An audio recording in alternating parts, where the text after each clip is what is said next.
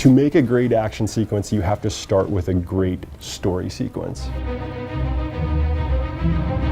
An action sequence can be fun to watch, but unless you're invested in this character and what they're trying to do, it doesn't mean much. One of the things I really like about Marvel Comics is when you look at a panel, the characters really pop. You can always see the characters, you know what they're doing. When we were building out the RAS sequence for our E3 demo, we actually went in and we talked with Insomniac a lot about how we could exactly position the villains so we would almost see like these images that flash panels from the comics themselves. We wanted to try and get that same angle and same framework into these scenes. We don't actually do storyboards. We actually do a 3D previs. I'm talking about pre-visualization in 3D. The entire file will actually look like what you see in the final product, but it's all grayscale, and then the animators just do temp animations to block out all the scenes, block out the cameras, and then set up the flow of the actual combat. And once we agree upon what we're going to do, we then go to the mocap stage and shoot it. To achieve both Spider-Man's motion and some of the other more stylized or superhero characters, we drew from everything possible. Right off the bat, we looked at parkour, we looked at gymnasts. We actually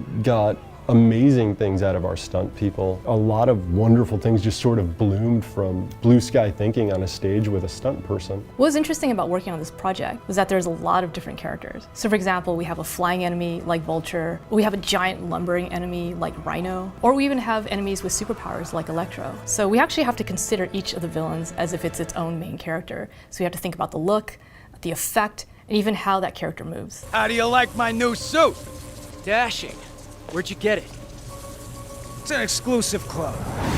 If it looks good when it's really rudimentary, once it all has the bells and whistles of like finished models and lighting and audio and effects, that's just icing the cake. We actually spent a lot of time making sure that all the surfaces look really wet. You can see at certain times when you look at the characters really closely that there's actually water dripping down their masks or their faces. And I felt that that was really important to really nail the emotion we're trying to get. There's a sort of gut feeling that hits your stomach when you have your hands on the sticks and you're playing and you're swinging around, and you almost get this moment where you're just in this state where you're just purely interacting with that world. We're like, all right, they made a great game.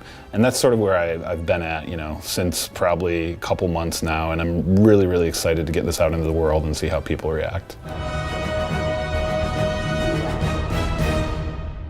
Hey everyone, welcome to News to Astonish, where we discuss comics, movies, games, and more, bringing you some more Spidey news. My name is Ronnie, and we got some more news on Spider-Man. This time, we're going to be going behind the scenes of the making of Marvel's Spider-Man, bringing you this article directly from Superhero Hype. From pre-visualization to motion capture to CG animation, this new behind-the-scenes look at Marvel's Spider-Man game shows all the tricks used to bring the iconic character and his rogues galleries of villains to life. The idea was to make the characters look as much like their comic book counterparts as much as possible. With bright colors that really pop off the screen, Marvel and Insomniac Games have teamed up to create a brand new and authentic Spider-Man story.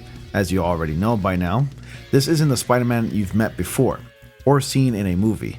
This is an experienced Peter Parker who's more masterful at fighting big crime in New York City. At the same time, he's struggling to balance his chaotic personal life and career while the fate of 9 million New Yorkers rests upon his shoulders. As an experienced Spider-Man with several years of crime fighting under his belt, Peter Parker has sheer mastery of his powerful spider sense, dynamic skills, acrobatic abilities, and a new suit. This is an all-new Spider-Man universe, featuring familiar characters in unfamiliar roles. Take control of a complex dual life as a young adult with great powers and evolving relationships. Swing freely through Marvel's New York City in an epic action set pieces filled with a rich narrative and relatable characters. And once again, Marvel Spider-Man will debut exclusively on PlayStation on September 7th. And just to let you all know, I've already made my decision.